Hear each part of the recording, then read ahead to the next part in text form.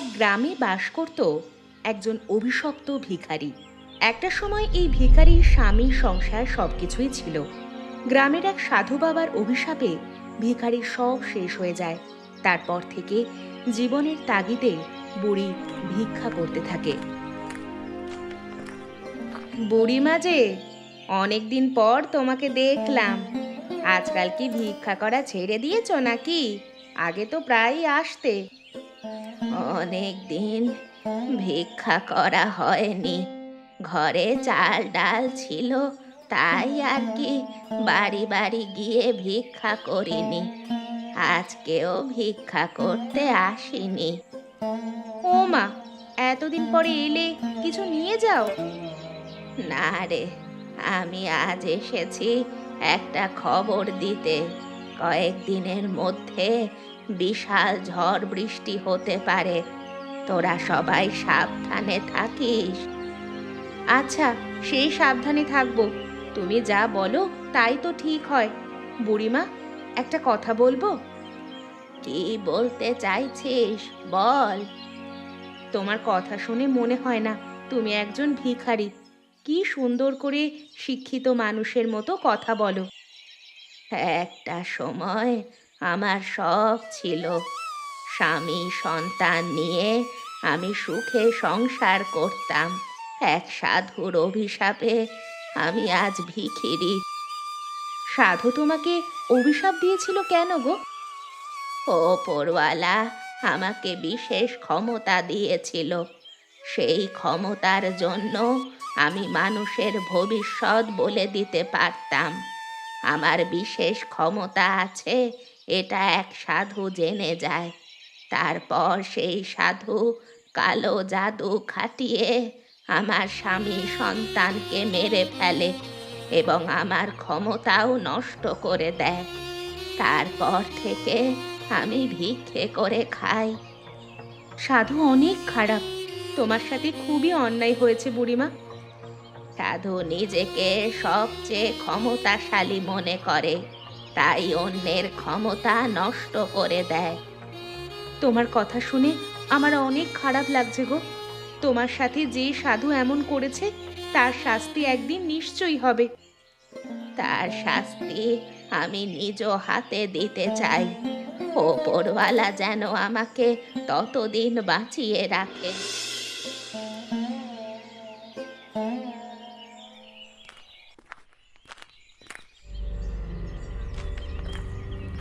এই এই দাঁড়া, তোকে আমি চিনতে পেরেছি। তুই সাধু বাবা সেজে মানুষকে ধোঁকা দিস। কে তুই?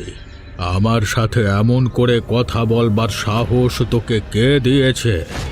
আমার সাথে ভালো করে কথা না বললে তোর সব কিছু শেষ হয়ে যাবে। আমার আর শেষ হওয়ার কিচ্ছু নেই। আমার তো সব শেষ হয়ে গেছে। তুই ভুলে গেছিস আমার সাথে কি করেছিলি? মনে করে দেখ, 20 বছর আগের কথা। আমার ছেলে, আমার স্বামী, সবাইকে শেষ করে আমাকে পথের ভিখিরি করেছিস। আমি তোকে ছাড়বো না, তোকে আমি শেষ করে দিব। ও, তুই তুই এখনো বেঁচে আছিস? আমি তো মনে করেছিলাম তুই মারা গেছিস। ওপরওয়ালা তোকে শেষ করার জন্যই আমাকে বাঁচিয়ে রেখেছেন। তোর ভণ্ডামি আমি গ্রামের সবার কাছে বলে দিব। বুড়ি, তোর কথা কেউ বিশ্বাস করে না। এ গ্রামের সবাই বিপদে আপদে আমার কাছে যায়, কেউ অসুস্থ হলেও আমার কাছে আসে। ভণ্ডামি করবি বলেই তো আমার ক্ষতি করেছিলি। আমি তো মানুষের ভবিষ্যৎ বলে দিতে পারতাম। তুই নিজে বাঁচার জন্য আমার ক্ষমতা নষ্ট করে দিয়েছিস। কিন্তু মনে রাখ, আর বেশি দিন তুই ভণ্ডামি করতে পারবি না। বুড়ি, তুই আবার সামনে থেকে এখন যা, নইলে তোর অবস্থাও তোর ছেলে আর স্বামীর মতো করব। আমার কিচ্ছু হবে না। স্বামী সন্তান ছাড়া 20 বছর বেঁচে আছি, আরো কিছুদিন বেঁচে থাকবো। এবার কালো জাদু করে তোর সমস্ত শরীর পুড়িয়ে দেব। আমার তুই কিচ্ছু করতে পারবি না। আমার ক্ষমতা নষ্ট করে দিয়েছিস, ঠিক আছে, কিন্তু আমাকে তুই মারতে পারবি না। আমাকে নিবে একমাত্র ওপরওয়ালা। সে দেখা যাবে। তুই আমার সামনে থেকে সরে যা, আমি যাব। যাবি তো? ঠিক আছে, যা, কিন্তু আমি তোকে শেষ করব, এটা মাথায় রাখিস।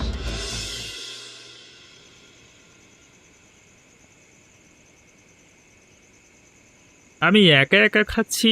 রীতা কোথায়? ও খাবে না? রীতাকে ডাকো। রীতা বাড়ি নেই। বাড়ি নাই মানে? এত রাতে কোথায় গেছে? তোমাকে না বলেছি রাত বিরেতে মেয়েকে কোথাও যেতে দেবে না? রীতা গেছে বুড়ির বাড়িতে, বুড়ি এসে ওকে নিয়ে গেছে, বুড়ি আবার ওকে দিয়ে যাবে। বুড়ির সাথে তোমাদের এত কিসের খাতির? হ্যাঁ, কোনোদিন যেন ওই বুড়ির সাথে তোমাদের আর মিশতে না দেখি। হ্যাঁ, তোমরা আর লোক পাওনি একজন ভিখিরির সাথে খাতির করতে গেছো? তুমি এমন করে বলছো কেন? ভিখিরি বলে কি উনি মানুষ নন? তাছাড়া উনি তো আগে ভিখিরি ছিলেন না, এক সাধুর অভিশাপে এমন হয়ে গেছে। কে বলেছে তোমাকে উনি ভিখারি ছিলেন না? আরে আমি তো ওনাকে জন্ম থেকে ভিক্ষা করতে দেখি। গ্রামের অনেকে বলে বুড়ি আগে ভিক্ষা করতো না, তাছাড়া উনি নিজেও বলেছেন। আমি তোমাদের সাবধান করে দিচ্ছি, বুড়ির সাথে তোমাদের আর যেন না দেখি। বুড়ি বলেছেন কয়েকদিনের মধ্যে ঝড় বৃষ্টি হবে, আমাদের সাবধানে থাকতে বলেছে। না, তোমার জন্য দেখছি ঠিক মতো করে খাওয়াও হবে না। সারা দিন পরিশ্রম করে এসে যদি ভিখিরি বুড়ির কথা শুনতে হয় তাহলে তো আমার বাড়িতে না আসাই উচিত ছিল। ঠিক আছে, আমি বুড়ির কথা আর বলছি না, তবে আমাদের একটু সাবধানে থাকা উচিত। অনেক সময় বুড়ি যা বলে তা সত্যি হয়। এবার আমাকে উঠতে হবে। তোমার ফাও কথা শোনবার মতো মানসিকতা আমার নেই। এত রাগের কি আছে বুঝলাম না, অকারণেই তুমি রেগে যাচ্ছ। রীতাকে বাড়িতে নিয়ে এসো, এখনই যাও। আরে বাবা, বুড়ি তো বলেছে দিয়ে যাবে, আমি আবার কষ্ট করে যাব কেন? যা বলছি তাই করো, আমার কথা না শুনলে খুবই খারাপ হবে বলে দিলাম। ঠিক আছে বাবা, তুমি মাথা ঠান্ডা করে খাও তো, আমি রীতাকে নিয়ে আসছি। অজয়, 20 বছর পর বুড়ির সাথে আমার দেখা হয়েছে। বুড়ি আমাকে দেখে চিনতেও পারছে। আমার মনে হয় বুড়িকে বাঁচিয়ে রাখা ঠিক হবে না। আমি তো ভেবেছিলাম বুড়ি ভিক্ষে করে খায়, ওকে গুরুত্ব দেওয়ার কোনো দরকার নেই, কিন্তু বুড়িমা আবার ভবিষ্যৎবাণী করেছে কয়েকদিনের মধ্যে নাকি ঝড় বৃষ্টি হবে। না না, আমার কেমন লাগছে। ওর কথা যদি সত্যি হয় তাহলে বুঝতে হবে ওর ক্ষমতা আবার ফিরে আসছে। তোর কপালেও দুঃখ আছে অজয়, এখন থেকে সাবধান হয়ে যা। আমি যে আপনার সাথে কাজ করি, আমার বউ মেয়ে কিছু জানে না। ওরা যদি জানে আমি খারাপ কাজ করি তাহলে আমাকে বাড়ি থেকে তাড়িয়ে দেবে। একবার যদি আমাদের মুখোশ ফাঁস হয়ে যায় তাহলে কিন্তু সোজা জেলে যেতে হবে। 20 বছর আগে আমি বুড়ির ক্ষমতা শেষ করে দিয়েছিলাম নিজে বাঁচার জন্য। তাহলে কি করা যায়? এ বুড়িকে কি শেষ করে দেব? কিছু তো করতে হবে, নইলে আমরা বিপদে পড়ে যাব। বুড়ির ক্ষমতা নষ্ট করে দেওয়ার পর থেকে কোনোদিন আমার সাথে ওর দেখা হয়নি। হঠাৎ করে সেদিন দেখা হওয়ার পর থেকে আমার মনের মধ্যে কেমন যেন খচখচ করছে। কি করা যায় বলুন তো? আপনি যা বলবেন আমি তাই করব বাবা। ওদের বাড়ি নাকি ও খুব যায়। একদিন সুযোগ বুঝে খাবারের সাথে বিষ মিশিয়ে মারতে হবে। আর এ কাজটা তো কি করতে হবে? আমার স্ত্রী আর মেয়ের সাথে বুড়ির খুব খাতির। বুড়ির কোনো ক্ষতি করলে ওরা আমার উপর রেগে যাবে। ওরা জানবে কেন? ওরা যাতে জানতে না পারে সেইভাবে তোর কাজটা করতে হবে। ঠিক আছে বাবা। ছোট ছোট বোতলে জল ভরে রাখ, একটু পরেই তো লোকজন আসা শুরু করে দেবে। প্রতি বোতল জল 100 টাকা করে নিতে হবে। লোকজনের সামনে আবার আমি কথা বলি না। তুই তাড়াতাড়ি ছদ্মবেশ নিয়ে নে। আমাকে কেউ চিনতে পারবে না, ছদ্মবেশ নিয়েই তো আপনার সাথে এতদিন কাজ করছি। ও মা, আমার খুব ভয় করছে।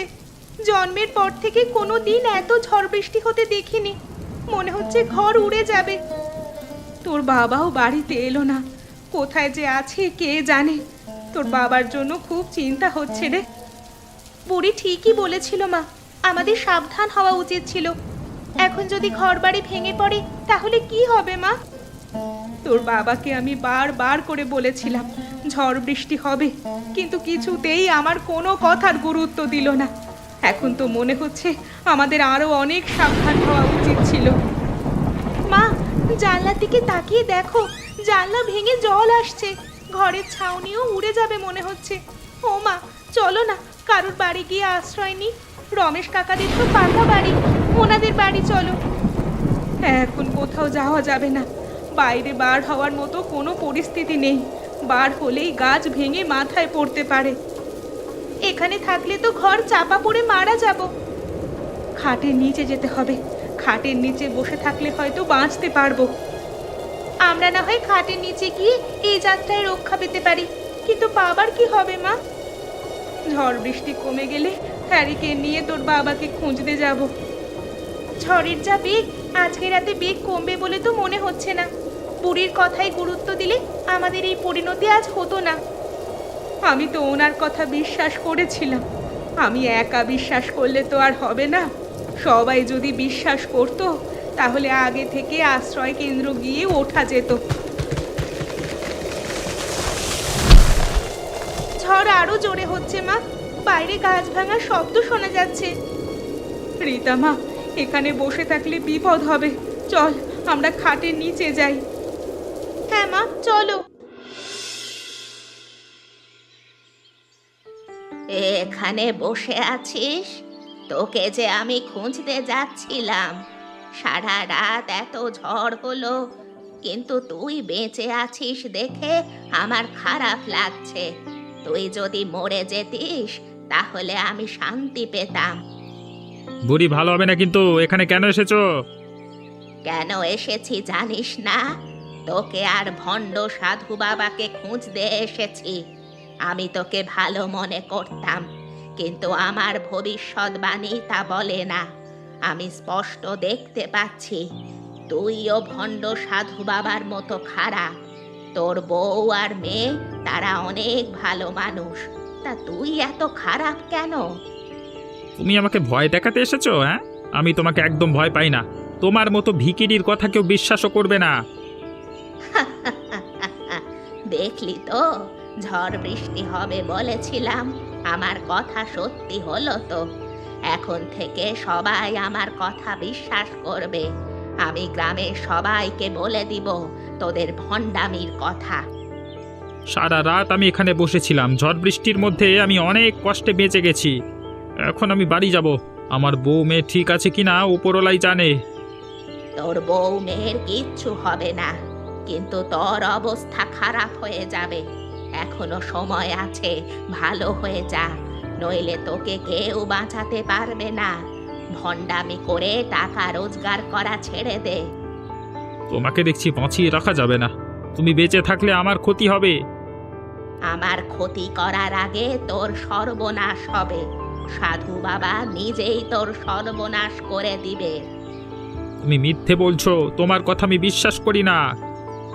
আমি যে মিথ্যা বলি না সে তুই ভালো করেই জানিস।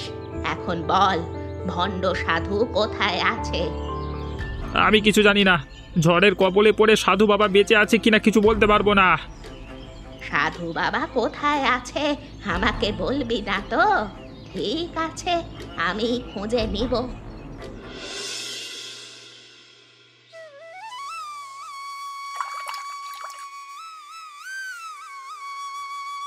এখন কেমন লাগছে মা? তোর বাবাকে বলেছি ডাক্তারের কাছে নিয়ে যেতে, কিছুতেই আমার কথা শুনছে না। ঠিক হয়ে যাবে মা, সেদিন ঝড় বৃষ্টিতে ভিজে এমন হয়েছে, 2-1 দিন পর এমনিই ঠিক হয়ে যাবে। ঠিক তো হচ্ছে না মা, জ্বরে তোর সমস্ত শরীর পুড়ে যাচ্ছে। মেয়ের যে এত জ্বর, কিন্তু বাবার কোনো গুরুত্ব নেই। মা, তুমি একটা কাজ করতে পারো, জঙ্গলের মধ্যে গিয়ে আমার জন্য বোতলের জল আনতে পারো। বোতলের জল খেলে আমি সুস্থ হয়ে উঠব। এক সাধু বাবা জল দেয়। না না, আমি কোনো সাধু বাবাকে বিশ্বাস করি না। তুই কি জানিস বুড়ি ভিখিরি হয়েছে এক সাধু বাবার অভিশাপে। আমি আবার কোনো সাধু বাবাকে বিশ্বাস করি না বাবা। গ্রামের সবাই যে সাধু বাবার কাছে যায়, সাধু বাবার বোতলের জল খেয়ে তো সবাই সুস্থ হয়ে যাচ্ছে। তোর বাবা যদি তোকে ডাক্তারের কাছে নিয়ে না যায়, আমি নিয়ে যাব। জ্বর এখনো কমেনি? জ্বর কমবে কি করে? ওষুধ যদি পেটে না পড়ে তাহলে কি সুস্থ হওয়া যায়? মেয়েকে তো ডাক্তারের কাছে নিয়ে যেতে পারো। এত চিন্তা করছো কেন? জ্বর হয়েছে আবার ঠিক হয়ে যাবে। 2 দিন হয়ে গেছে, কই কই এখনো তো জ্বর কমছে না। এত চিন্তা করো না, যদি জ্বর না কমে আমি বাড়ি এসে ডাক্তার বাড়ি নিয়ে যাব। তুমি রোজ সকালে উঠে যাও কোথায়? হ্যাঁ, কি কাজ করো তুমি? একটা দিন কি বাড়িতে থাকা যায় না? রোজ সকালে কাজে যাই, কাজ না করলে কি সংসার চলবে? সে না হয় বুঝলাম, কিন্তু একটা দিন তো বাড়ি থাকা যায়। বাড়ি থাকতে পারবো না। তোমাকে একটা কথা বলি, মনোযোগ দিয়ে শোনো। ঘরের মধ্যে টেবিলের উপর ছোট বোতলে জল আছে। বুড়ি এদিকে আসলে জলটা বুড়িকে খাইয়ে দিও। সাধু বাবার জল বুড়ি আনতে বলেছিল, সরাসরি বুড়ির হাতে না দিয়ে খাবারের সাথে মিশিয়ে বুড়িকে খেতে দিও। তবে ভুলে যেন ওই জল তোমরা খেতে যেও না। ঠিক আছে।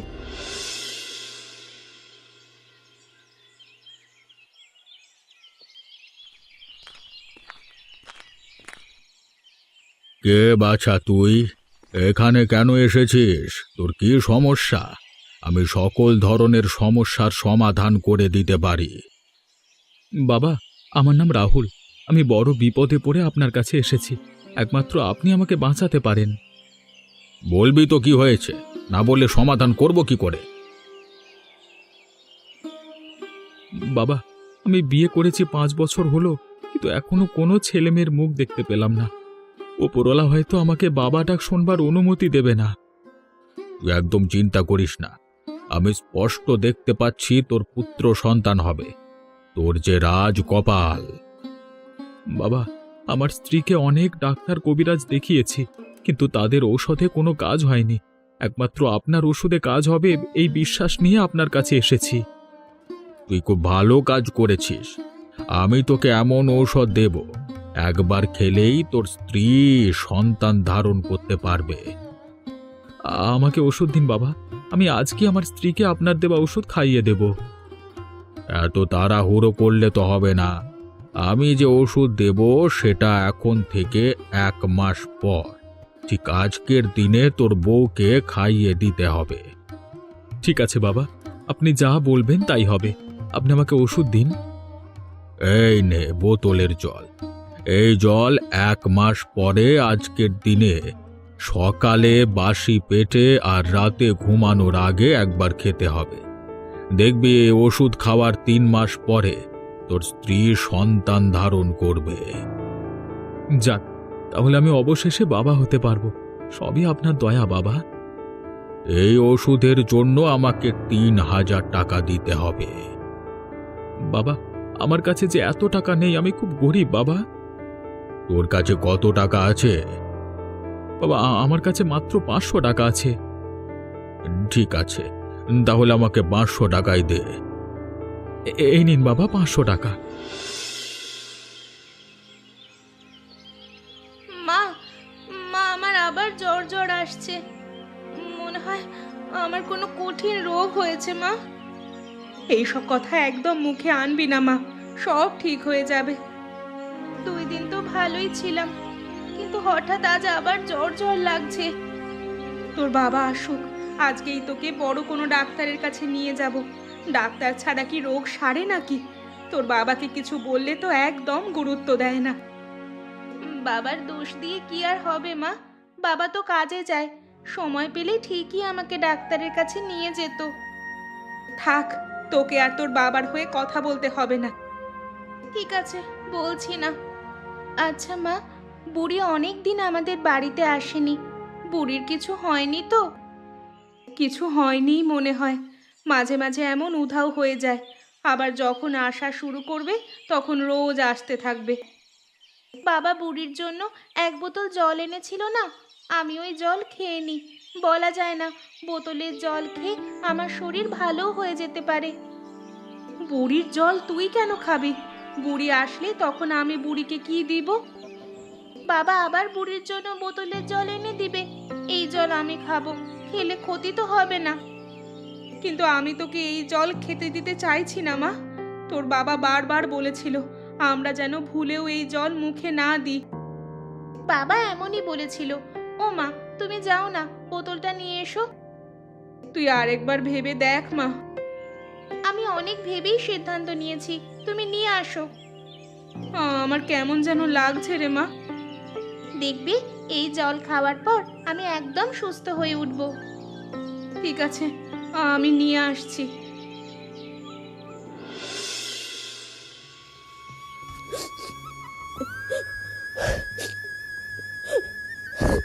তোমাদের আমি বারবার বলেছিলাম বোতলের জল না খেতে, তারপর তুমি মেয়েকে সেই জল খেতে দিয়েছো। কেন? বোতলের জলে কি ছিল? ওই জল খেয়ে আমার মেয়ে এই পৃথিবী ছেড়ে চলে গেছে। তুমি জলে কি মিশিয়েছিলে?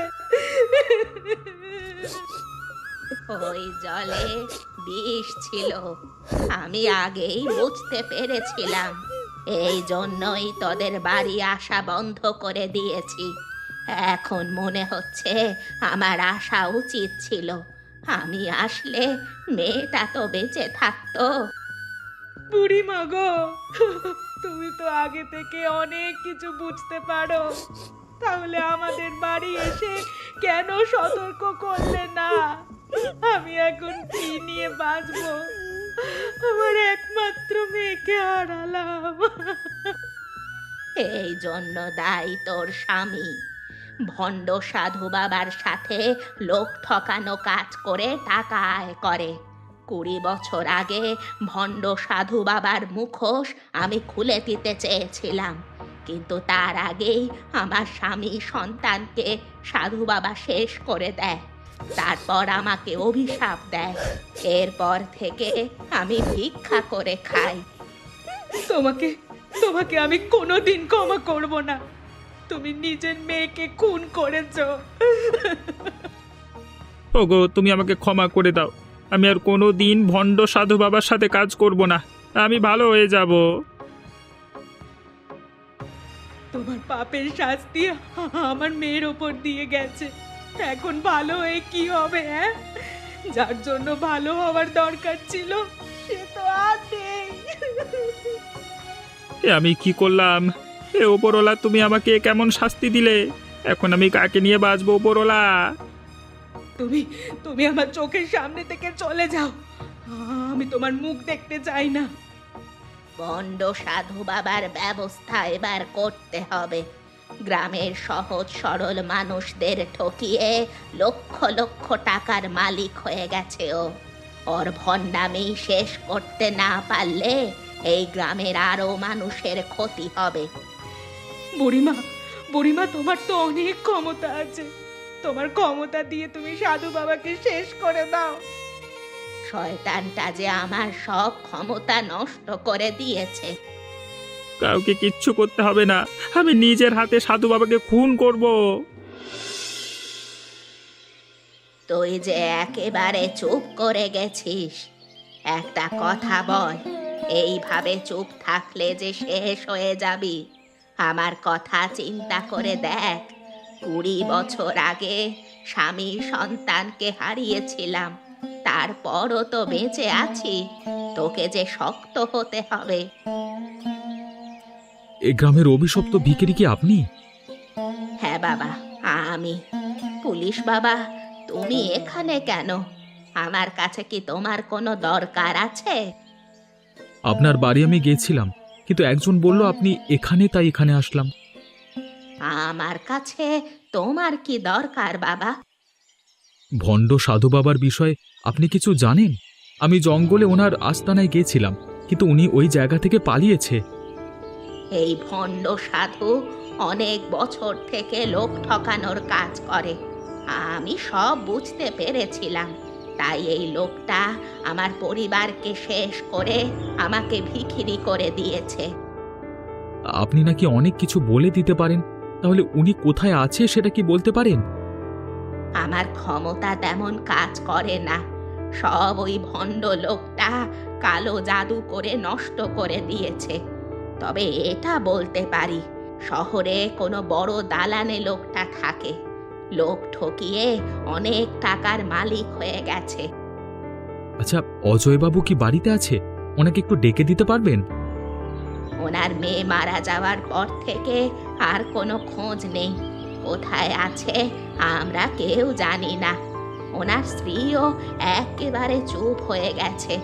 2 দিন ধরে একটা কথাও বলেনি। মেয়ে মারা যাবার শোক কাটাতে পারছে না। ধীরে ধীরে সব ঠিক হয়ে যাবে। এই দেখুন, আমি যেমন সব কিছু ভুলে বেঁচে আছি। তা অবশ্য ঠিকই বলেছেন। আচ্ছা বুড়িমা, আমি তাহলে এখন আসি। এসো বাবা।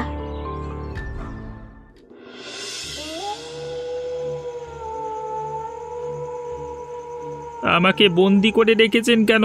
আমাকে যেতে দিন। কোথাও যেতে হবে না, তুই এখানেই থাকবি। তোকে ছেড়ে দিলে আমি বিপদে পড়ব, কারণ তুই একমাত্র জানিস আমার সব কুকর্ম। আমি এতদিন মহাপাপ করেছি, আর আমার পাপের শাস্তি পেয়েছে আমার একমাত্র মেয়ে রীতা। একবার আমাকে ছেড়ে দিয়ে দেখুন আমি আপনার কি অবস্থা করি।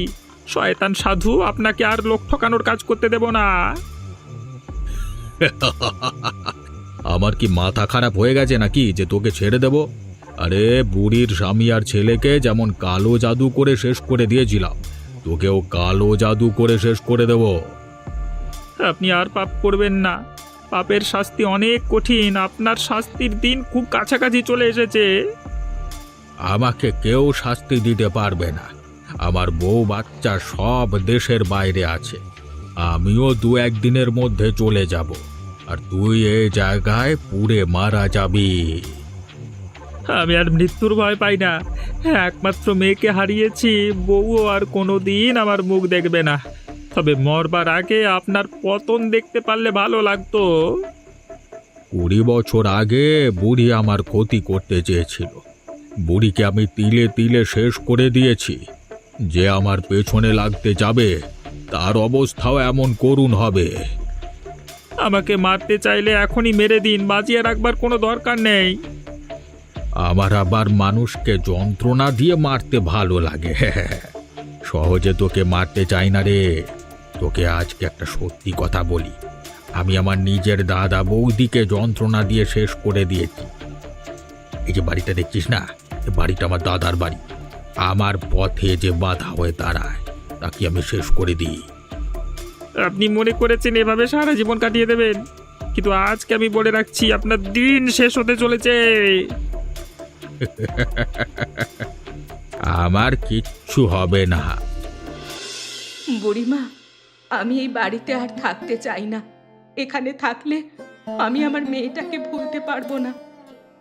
মেয়েকে যে তুই কখনোই ভুলতে পারবি না। পৃথিবীর যে প্রান্তেই তুই থাকিস না কেন, মেয়ের স্মৃতি সব সময় তোকে কাঁদাবে। তারপরও এখানে আমি থাকবো না। তুমি আমাকে আশ্রয় দিবা বুড়িমা? দিব না কেন? তুই আমার সাথে থাকলে তো আমার আরো ভালো হবে। আমাকে আর একা একা জীবন পার করতে হবে না।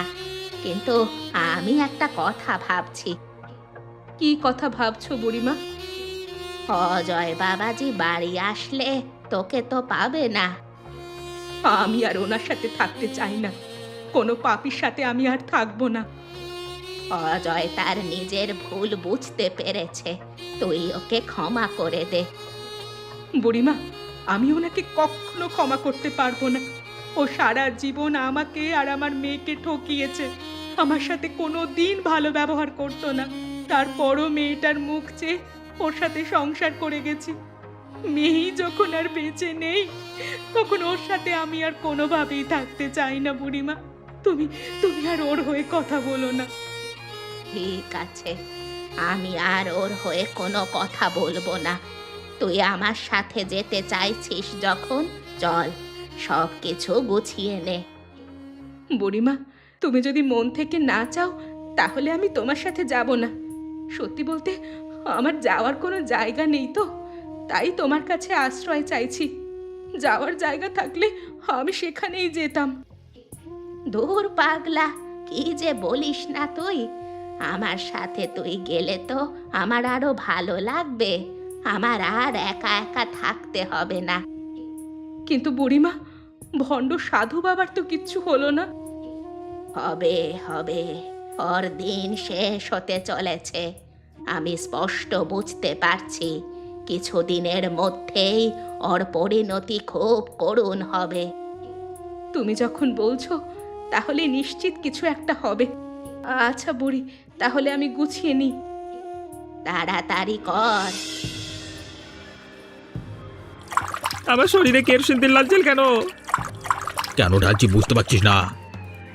না, আমি কিছু বুঝতে পারছি না তো। তোর শরীরে আগুন ধরিয়ে দেবো রে। তুই আমার চোখের সামনে ছটফট করে মরে যাবি আর আমি চেয়ে চেয়ে দেখবো। হ্যাঁ, আপনার মাথা খারাপ হয়ে গেছে। আমার মাথা একদম ঠিক আছে। মাথা খারাপ হয়ে গেছে তোর, এই জন্য তো তোর মেয়ে মারা যাবার পর আমাকে খুন করতে এসেছিলিস। তুই জানিস না আমি কত ভয়ঙ্কর। আমি চলে এসেছি, এখানে কোনো অঘটন ঘটবে না।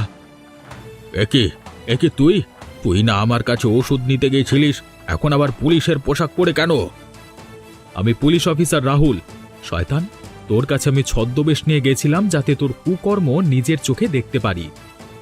তুই এসে ভালোই করেছিস। আজকে অজয়ের সাথে তোকেও পুড়িয়ে মারবো। উড়িয়ে মারবি? দাঁড়িয়ে আছিস কেন? আগুন ধরিয়ে দে। এই আমার লোকজন কোথায়? তোরা সবাই দিকে আয়। কেউ আসবে না, পুলিশ সবাইকে গ্রেপ্তার করেছে। চারিদিকে পুলিশ ঘিরে ধরেছে। আজকে আর তোর কোনো নিস্তার নেই। আমার কিচ্ছু হবে না। কিচ্ছু হবে না? থানায় চল, বুঝিয়ে দেব। অজয়বাবু, আপনাকে আমাদের সাথে যেতে হবে। আপনিও অনেক অন্যায় করেছেন, তার শাস্তি আপনাকে পেতে হবে। বুড়িমা, আমরা কোথায় যাচ্ছি? এই গ্রাম ছেড়ে অনেক দূরে চলে যাচ্ছি। শ্যামনগরে আমার এক দূর সম্পর্কের নাতনি থাকে। ওর বাড়ি কিছুদিন থাকবো, তারপর আমরা নিজেরা একটা ব্যবস্থা করে নিব। তোমার নাতনি আমাদের থাকতে 2 দিন ওর ওইখানে থাকবো। 2 দিন নিশ্চয়ই থাকতে দিবে। শোন, ওইখানে গিয়ে আমরা লুচি আর আলুর দম বিক্রি করব। তুই আর আমি মিলে সারাদিন বিক্রি করব। দেখবি আমাদের ভালো হবে। বুড়িমা, কিন্তু আমার কাছে যে কোনো টাকা নেই। ব্যবসা শুরু করতে তো কিছু টাকা লাগে। এ নিয়ে তোর ভাবতে হবে না। ভিক্ষে করে আমি কিছু টাকা জমিয়েছি, সেই টাকা দিয়েই আমাদের ব্যবসা শুরু হবে। আমি আর কোনো দিন ভিক্ষা করব না। এই পেশা থেকে আমি এবার বার হতে চাই। ঠিক আছে বুড়িমা, তুমি যা বলবে তাই হবে। দেখবি আমাদের ভালোই হবে। কিন্তু 2 দিন পর আমরা থাকবো কোথায়? সে একটা ব্যবস্থা হয়ে যাবে। দরকার হলে খোলা রাস্তায় থাকবো। তারপর লুচি আলুর দম বিক্রি করে যে টাকা হবে সেই টাকা দিয়ে একটা মাথা গোঁজার ঠাঁই করে নিব। তবে আর কোনো দিন নিজের গ্রামে ফিরব না। এমনই মজার মজার গল্প দেখতে আমাদের চ্যানেলকে সাবস্ক্রাইব করতে ভুলবেন না।